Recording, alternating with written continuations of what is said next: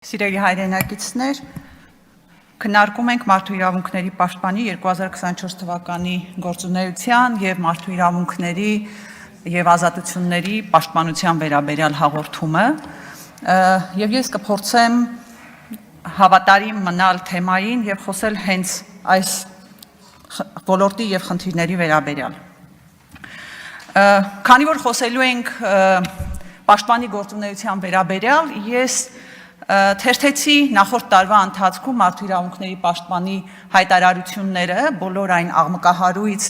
գործերի վերաբերյալ, որոնք իրականում ալեկոծել էին ողջ հասարակությանը եւ հիմա հերթով կանդրադառնամ դրանց, բայց մինչ նախորդ տարվա իրադարձություններին անդրադառնալը ուզում եմ անդրադառնալ Լիլիթ Աղեկյանի հետ կատարվածին։ Տիկին Պալյան, եթե Facebook-ում մարդը գրել է այնպիսի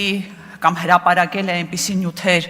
որոնք ընդունելի չեն, դա նշանակում է, որ կարելի է մարդուն գիշերազգեստով եւ հողաթափերով ձերբակալել։ Այսինքն արդեն իսկ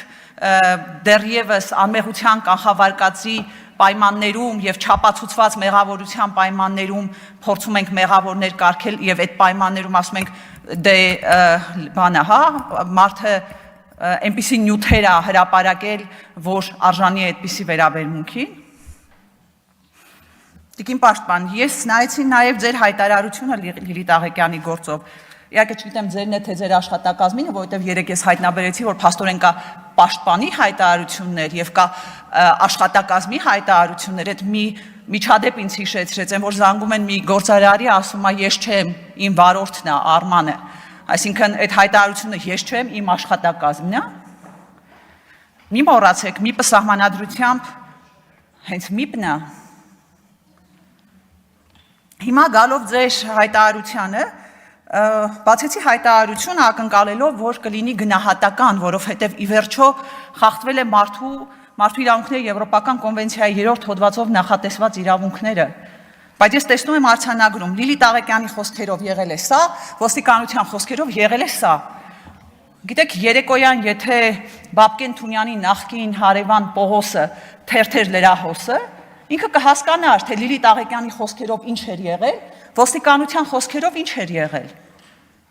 Ավելին, երեք էստեղից իմ գործընկերոջ հարցին, թե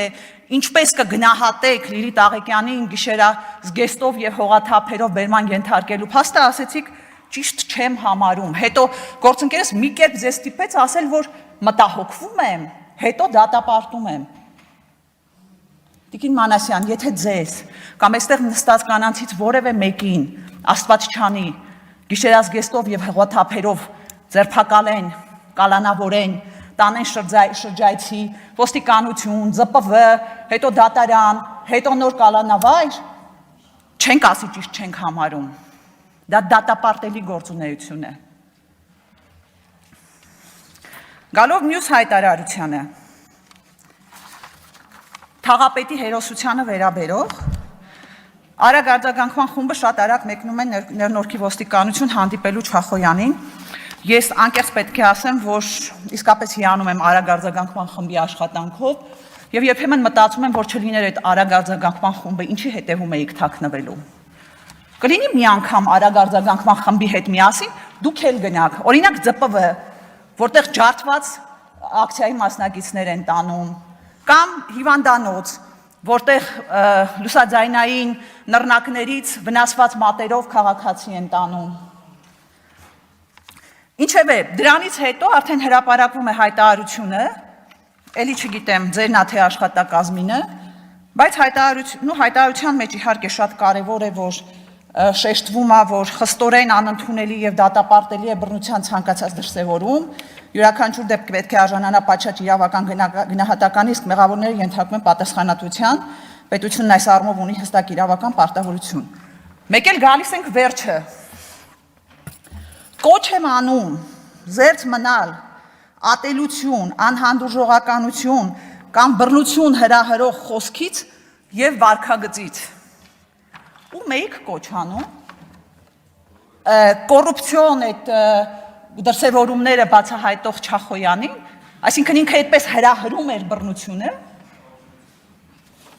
հետ եմ գնում, նայում եմ այդ նախորդ տարվա ընթացքում այդպիսի հայտարարություններին, օրինակ երբ Սամվել Վարդանյանին խոշտանգել էին, բառացի նույն ձևակերպումներով մի քիչ, հա, մի բառ էս կողմ, մի բառ այն կողմ, երևի այսպես շաբլոնից copy paste արած, էլի նույն բանն է, բռնության ցանկացած դրսևորում խիստ անընդունելի է եւ դատապարտելի եւ այլն, հետո գալիս է հանրային եւ քաղաքական գործիչները, զանգվածային լրատվության միջոցների ներկայացուցիչները պետք է ոչ միայն զերծ մնան նման խոսքի կիրառումից, այլև իրենց գործելակերպով հակազդեն դրա ցանկացած դրսևորմանը, հանրային համերաշխությունը կարող է ապահովել միայն այլոց նկատմամբ հանդուրժողական նրբանկատ եւ զգայուն վերաբերմունքի եւ հարգալից երկխոսության միջոցով։ Ինչ էր արել Սամվել Վարդանյանը, այդ ինչպիսի ոչ զգայուն հայտարարություններ էր արել, որ ճանապարհին ենթարկվել էր խոշտանգման։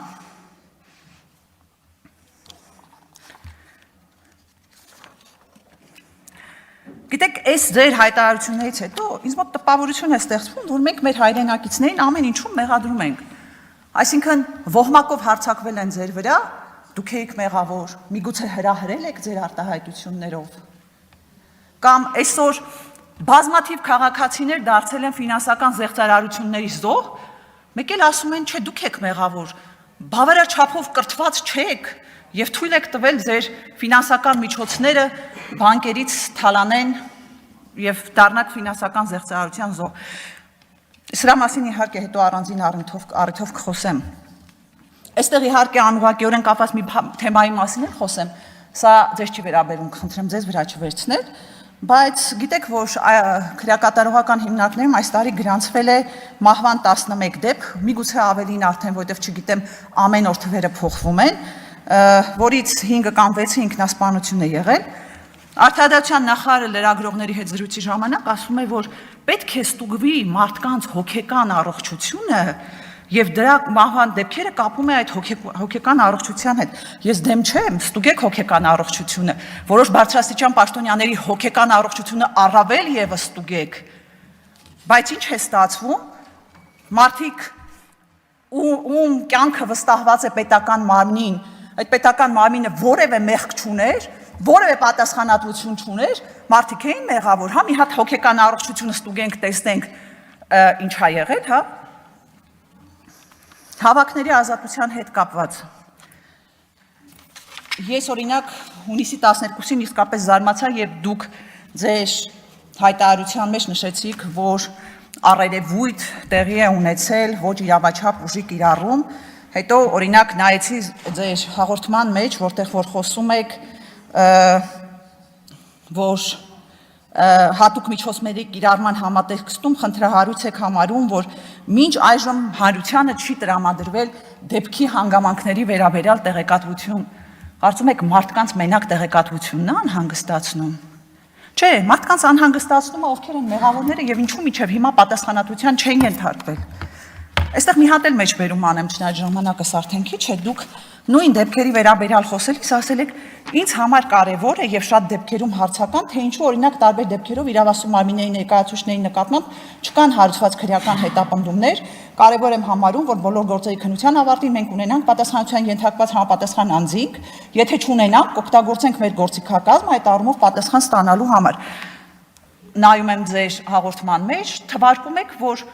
որքան գործեր չեն հարուցվել, հարուցվածներն ինչպես են կարծվել, օգտագործեցիք ձեր գործիքակազմը։